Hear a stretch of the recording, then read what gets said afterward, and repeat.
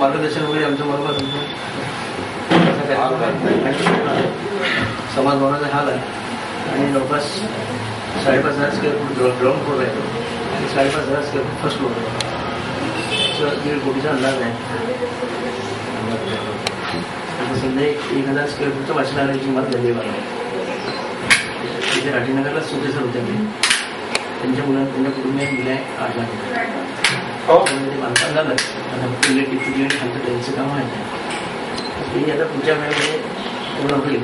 ते आता उद्घाटन पुढच्या वेळेला घ्यायचं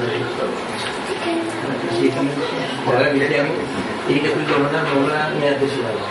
त्याच्यानंतर आम्ही सगळ्या मंडळींनी माझी पदाधिकाऱ्यांनी निर्णय घेऊन त्याचा जागेतच जातो. हां आम्हाला यायला लागून 20,000 स्क्वेअर फूटचा आम्हाला सध्या तिथे करून जाते.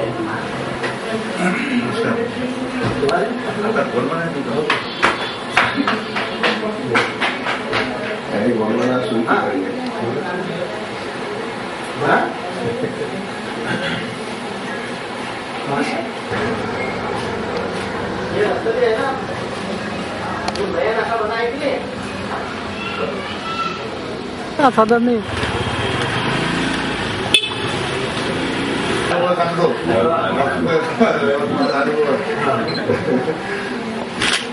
नाही आम्ही बरेच दिवसापासून प्रतीक्षेत होतो पण ती आता आमची पूर्ण होत नाही. सर आले पाहिजे आणि म्हणून आम्ही ते भूमिपूजन लांबवत घेतो. नाही तर मागच्या अधिवेशनाच्या वेळेस आताही कॅन्सल होणार होतं त्या निवडणुका लागल्या आमच्या चालू झाल्या ना कौन्सिलच्या म्युन्सिपाल्टीच्या. म्हटलं आता ते दिलेलं आहे जाऊ. मागच्या अधिवेशनाच्या वेळेस मी सर्वांना भेटलो होतो पण मग त्या घाई गडबडीमध्ये काही जमलं नाही. ते शक्य नाही. आपल्यासाठी टर्निंग पॉइंटच असतो साहेब.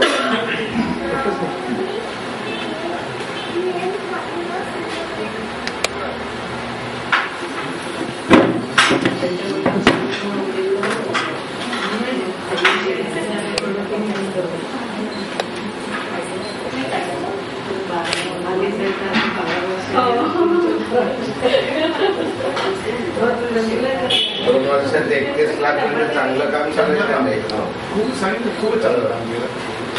आणि आता म्हणजे प्रमोदच्या बिंदूला साहेब आले ते आता होणारच. ते मला अजून आठवते सर आता सर आले म्हणजे ते सुरुवात झाली. मला आठवत आहे आमच्याजवळ 2.5 लाख रुपये जमले होते आणि आम्ही साहेबांना जेव्हा भेटायला जायचं तर साहेब काय म्हणजे सुरू करा.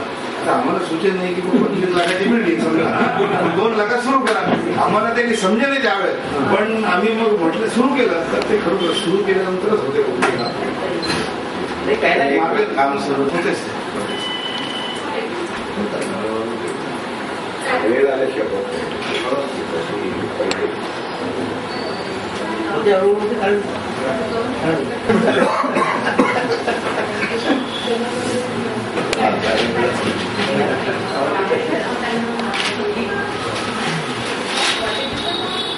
तो आम्ही 10 वर्षापासून शिव्या वाचतो. रेट तरी अपडेटेड असतो. मामा हे माझे मधले हो त्यांची कधी भेटणार मागच्याच 20 झाली होती ना. चिंता होता केला त्यावेळेस आणि आम्ही पुढे चालत होतो. मागे 3 लाख मारले होते हे पैसे. पण तसा जर विचार केला की नाही मामा तर मला फारच उत्तम रिस्पॉन्स होता. काय म्हटल्यापेक्षा उत्तम मिळतं. आता काय झालं की आपल्या समाजात परिस्थिती बरीचशी विकृत आहे. त्यावेळी शेतीच्या बाहेर कोणी निघत नव्हतं. एक क्लास 4 मध्ये काम करायचं तर मागच्या वेळेस आपल्या जागेवरती लांब फलक अनावरणाचा कार्यक्रम दिला. त्या कार्यक्रमामध्ये एक काका चेक घेऊन असतात म्हणे हा चेक घे म्हणे तुला ती रक्कम घ्यायची ती घे. बरोबर नाही कारण त्यांना सुरुवातीपासून कारण ते पहिल्यांदा लाकूड गोळ्याचे काम करत होते. चालत होतं त्यांचा करावं कसं काय मग आपले मराठी आहेत त्यांना म्हणतो माझं आहे हा म्हणजे म्हणे साहेब करा म्हणे त्यांची 50,000 द्यायची लिहून टाका म्हणजे लिहून टाका म्हणजे मी त्यांना फक्त सही करायचं. आले असती कार्यक्रमाला त्याला घेऊन नाही म्हटलं.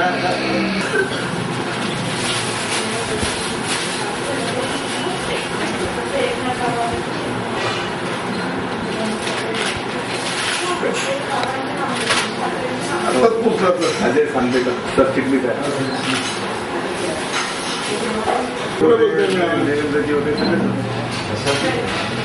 मला फोन आला होता एक फक्त फोन आला होता आपल्या ह्यांचा मुंबईवरून होता होते आणि तसे पत्रिका घेऊन आले तिथे तेव्हा त्यांनी सांगितलं होतं तुम्ही येणार आहे. त्या दिवशी पण फोन लावला होता पण तुमच्याशी संपर्क नाही होऊ शकतो 2 दिवस. मला सर डिपार्टमेंटला आहे पण काहीतरी बोलत तुम्ही कमी करताय राहू द्या ना एखाद्याला.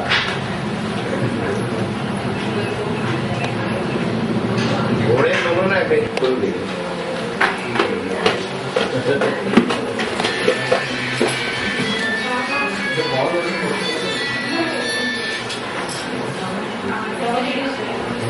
सगळ्याच आहे ना कार्यक्रम सगळ्याच आहे. आता कठोरा रोडला काय शोरूम मला रेल्वे स्टेशन पासून जाता जाता शोरूमला जात घेतो रेल्वे परत कशाला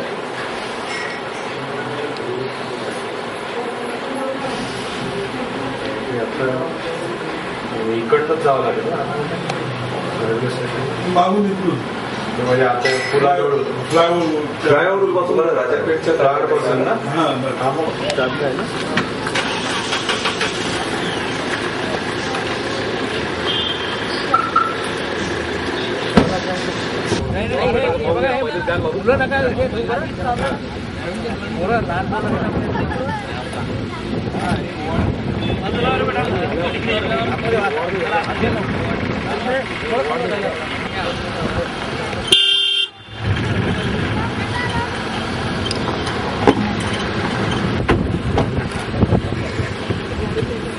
माननीय आमदार श्री एकनाथराव खडसे साहेब आणि सोबत असणारे अतिथी महोदय यांचा आपल्या भगिनी औक्षण करीत आहे.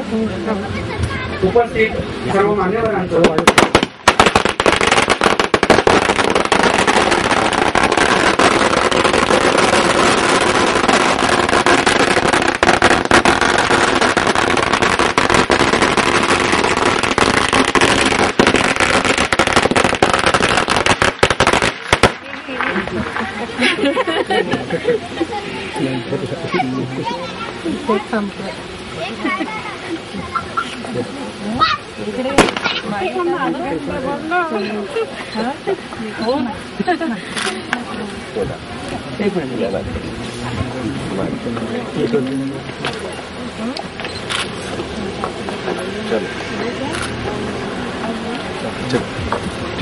भ्रातृमंडळाच्या समाज भवनाचं भूमिपूजन करावं आणि ही नम्र विनंती.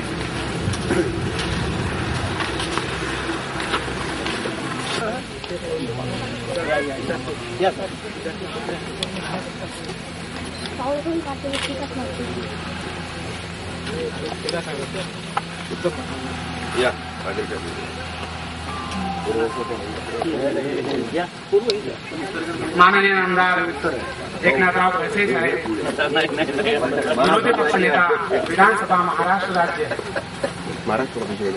आणि सौभाग्यवती मंदाकिनीताई खडसे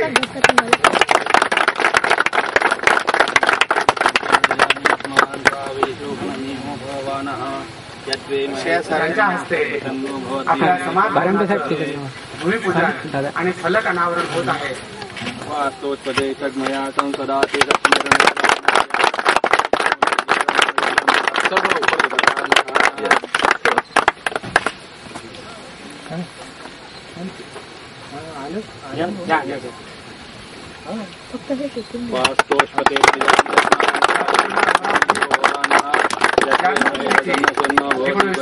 मध्ये स्थापना झालेली आहे आणि आदरणीय आणि सोबतच्या कार्यकारिणीतल्या सर्व सदस्यांनी सुरुवातीपासून आपल्या मंडळाचे उपक्रम आपल्या शहरामध्ये घेतलेले आहेत. सुरुवातीच्या काळामध्ये आदरणीय एस फडणवीस साहेब यांच्या अध्यक्षतेखाली आणि त्यांच्यासोबत कार्यकारिणीतील सदस्यांच्या मेहनतीमुळे भ्रातृमंडळाची ही संकल्पना आणि स्वप्न आज पूर्णत्वास या ठिकाणी जात आहे. आदरणीय विलीन कार्यकारिणीच्या सदस्यांनी त्यामध्ये अतिशय मेहनतीने खूप मोठी वाढ केली.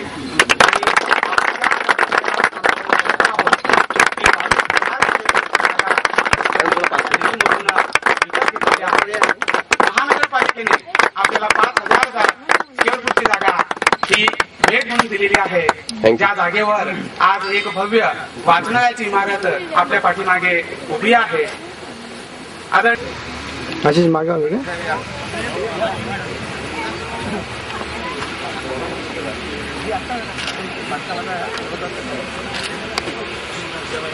वाचनालय दिलंय का?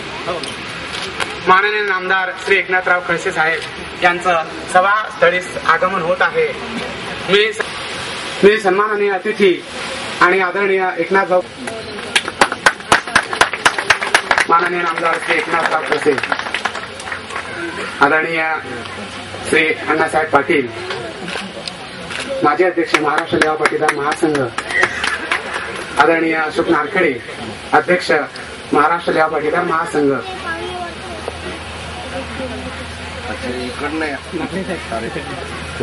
हा प्रकाशाचा दीप या ठिकाणी उजळून निघतो आहे. आपला समाज सुद्धा या प्रकाश वाटेने मार्गक्रमण करीत आहे. अशा या प्रकाश दीपाचं प्रथमतः प्रज्वलन या ठिकाणी होत आहे.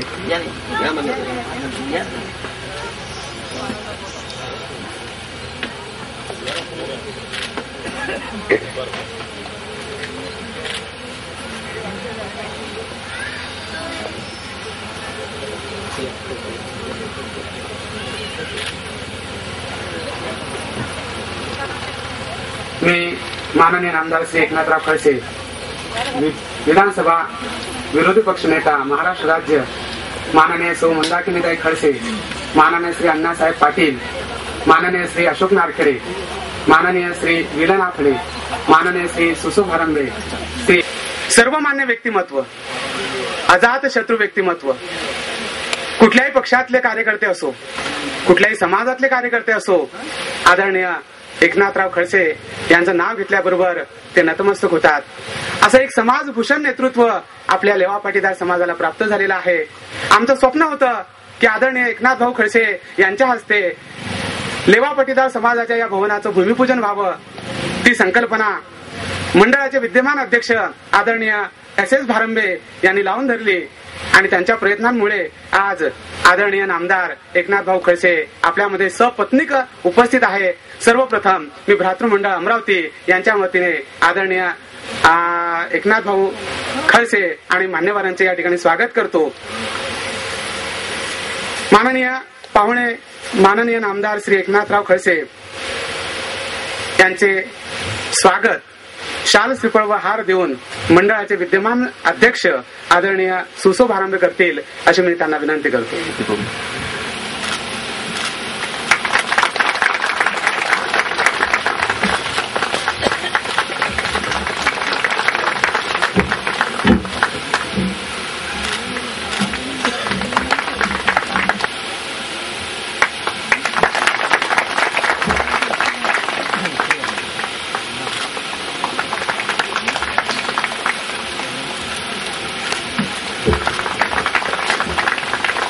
हे महाराष्ट्र लेवा पाटीदार महासंघाचे माजी अध्यक्ष आहेत. त्यांचे स्वागत शाल श्रीफळ व पुष्पगुच्छ देऊन मंडळाचे माजी उपाध्यक्ष डॉक्टर श्री शशिकुमार चौधरी करतील अशी मी त्यांना विनंती करतो.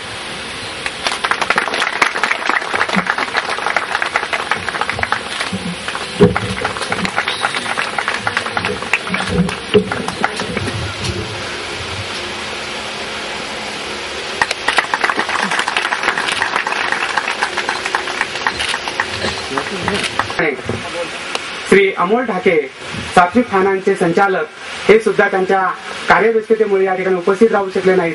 आपल्याला माहिती असेल की आज नागपूरमध्ये NPLची पहिली उद्घाटनपर मॅच होऊ घातलेली आहे आणि सात्विक खानांचा सात्विक बुल्स हा संघ सुद्धा त्यामध्ये सहभागी आहे. कर्तव्य समजतो. श्री संजय सोपानराव सुपे हे आमच्या या भ्रातृमंडळाचे आश्रयदाते आहेत. स्वर्गीय सोपान शंकरराव सुपे यांच्या स्मृतीप्रित्यर्थ त्यांच्या चिरंजीवांनी आमच्या या भ्रातृमंडळाच्या वाचनालयासाठी इमारत निधी दिलेला आहे. आणि आदरणीय पाहुण्यांना मी सांगू इच्छितो की समोर जी वास्तू दिसत आहे ती त्यांच्या आमचं परम कर्तव्य आहे. तेव्हा श्री संजय सोपानराव सुपे यांचं स्वागत शाल श्रीफळ व पुष्पगुच्छ देऊन माननीय श्री एकनाथराव खडसे साहेब करतील अशी मी त्यांना विनंती करतो.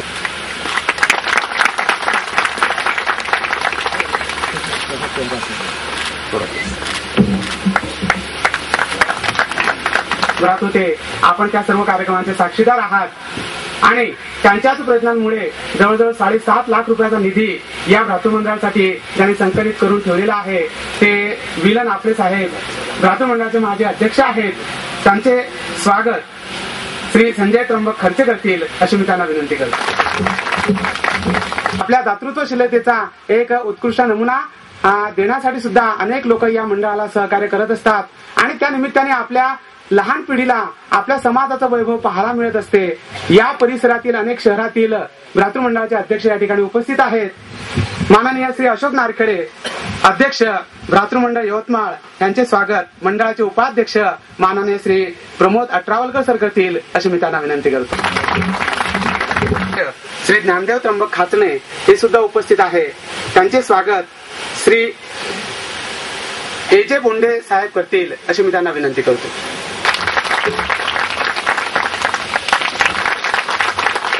ते भ्रातृमंडळाचे अध्यक्ष आदरणीय श्री SS भारंबे यांचे अध्यक्ष स्वागत श्री संजय भारंबे करतील अशी मी त्यांना विनंती करतो.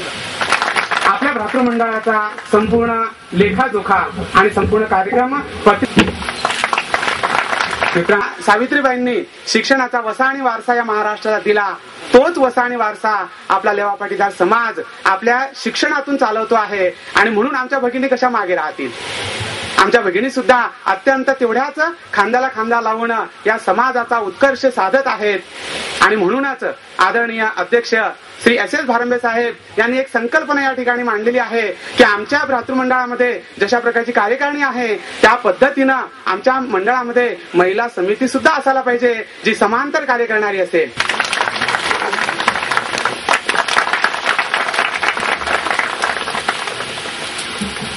भ्रातृमंडळ अमरावती येथील कार्यकारिणीचे सदस्य प्राध्यापक श्री विष्णू लक्ष्मण हयात ज्ञानदेव राणे यांना विनंती करतो की त्यांनीही स्वागत करावं आणि त्यांचं आपल्या भ्रातृमंडळामध्ये खूप मोठं योगदान असते. श्री राजेश खळचे व सौ